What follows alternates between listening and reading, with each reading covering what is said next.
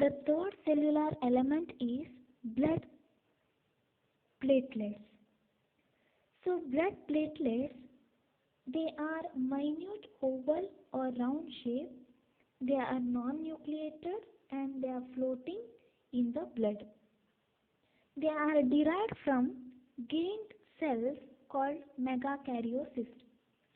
So that is, the platelets are produced from very large bone marrow cells called megakaryocysts.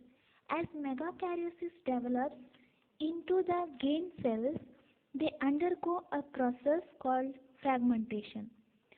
So, as the result, there is a release of platelets. The lifespan is about 3 to 5 days, and the blood platelets, they are destroyed in spleen, that is lymphatic organ. The main role of blood platelets is to help in clotting or coagulation of blood.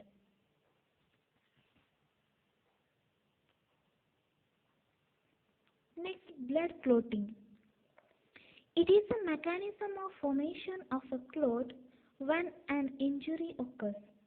It has been seen that when a blood vessel is cut during an injury, blood does not continue to flow for a longer time. Instead, it stops flowing after some time. If somebody fails to exhibit this property of clotting, that person will continue to bleed when gets injured, as she or he may lack one or the other factor that normally controls clotting of blood. This even can lead to the death of that person. So there are 4 steps of blood clotting. How the blood clotting process will take place. So first, the injured tissue cells and the platelets releases a substance called thromboplastin or factor X. And then this thromboplastin,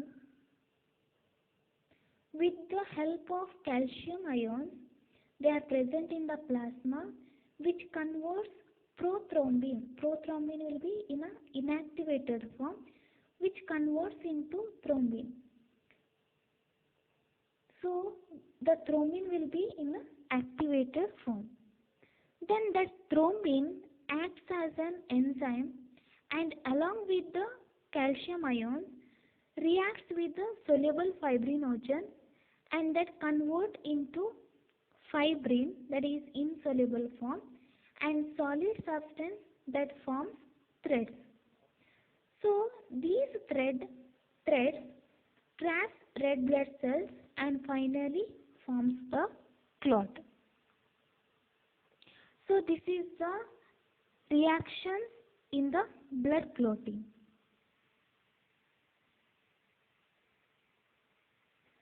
Blood transfusion and blood groups.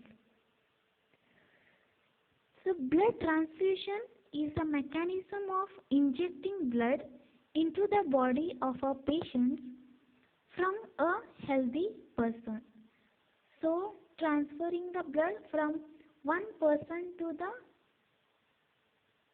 unhealthy person is known as blood transfusion. The person who gives the blood is known as donor, while a person receiving blood from a healthy person is known as a recipient. A person with the blood group O is known as universal donor. So in blood group O, there is an absence of antigens and they can donate the blood to the person with the any blood groups, that is for A group, B group and AB group. So the person who with the blood group O, he can give the blood to A group, B group and AB group and O. So a person with the blood group AB is known as universal recipient. So that is, all the antigens are present in it, so the person can receive the blood from every other blood groups, that is from A group, B group, AB and O group. So this is about universal donor and universal recipient. Next is about ABO system. So ABO system is the most common system found in human beings. So this system, which is described by or discovered by Carl Landsteiner. Carl Landsteiner, he discovered about ABO system. According to this system, the blood is classified into four main types. They are blood group A, B, AB and O blood groups. So this grouping is mainly based on the type of antigen and antibodies present on the surface of red blood cells. So which type of antigen antibodies are present on the surface of the body of red blood cells depends on that they are classified into four types: A, B, AB and O blood groups.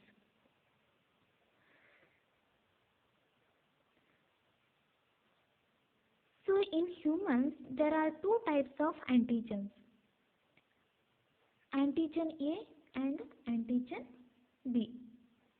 So depending upon the presence or absence of antigen, there are four types of blood groups. They are A, B, AB and O.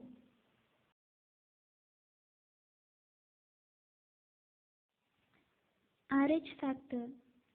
RH factor is another type of blood group system found in human beings. The blood of most people contain a unique factor known as RH factor. So it was discovered in rhesus monkey. So RH factor is based on the presence of antigen on the surface of red blood cells. So the person having RH antigen on their red blood cells are called RH positive, and the person who does not have RH antigen on their red blood cells are called RH negative. Now, if it is also necessary to test RH factor before transfusing blood, because if a RH positive blood is transfused into RH negative person, the recipient will develop an antibody response for RH antigen. So due to this, during the second transfusion, the antibody produced by first transfusion will cause a reaction with the transfused blood, so which may even cause death of that individual. So in case of RH factor in pregnancy, if mother carries the RH negative factor and child carries RH positive in the uterus, the blood will not mix with the mother and the baby's blood until delivery. So there is no any problem, but if mother gets pregnant again in a second time, RH positive baby, the antibodies are already in the mother's blood, could attack the baby's red blood cells. So this cause some serious problems.